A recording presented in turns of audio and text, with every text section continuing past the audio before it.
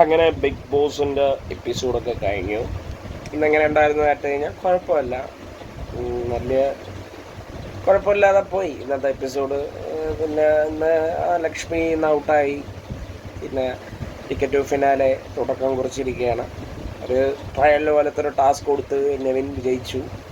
പിന്നെ സാബുമാൻ്റെ ക്യാപ്റ്റൻസി ഇങ്ങനെയൊക്കെ പോയി എങ്ങനെയൊക്കെയോ തീർത്ത ഒരു എപ്പിസോഡായിട്ടാണ് എനിക്ക് തോന്നിയത്. വലിയ സംഭവമായിട്ടൊന്നുമില്ല.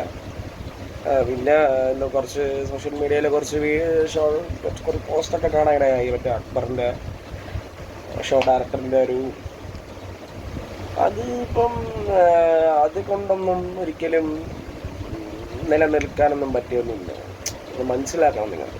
ഓക്കെ, അങ്ങനെ ഇങ്ങനെ ഒരാളെ കണ്ടു കഴിഞ്ഞാൽ അങ്ങനെ വിജയിക്കണം, അങ്ങനെ ഒരിക്കലും നടക്കാൻ പോണില്ല. ആ ഷോ ഒരാളെ ഡിപ്പെൻഡ് ചെയ്തൊന്നും അല്ല. അത് ആദ്യം നിങ്ങൾ മനസ്സിലാക്കും. ഇത് കുറേ മറ്റേ കളിയാണ്, മനസ്സിലായ മറ്റേ ഭയങ്കര 2 കൂട്ടം ടീമുകൾ ഇപ്പോൾ ഇറങ്ങിയിട്ടുണ്ടല്ലോ, അവരുടെ കളിയാണ്. ഫേക്ക് ആരോപണം, അത്രയേ ഉള്ളൂ, വേറെ ഒന്നും പറയില്ല. അതാണ് അക്ബറിൻ്റെ കാര്യത്തിൽ എനിക്ക് പറയാനുള്ളത്.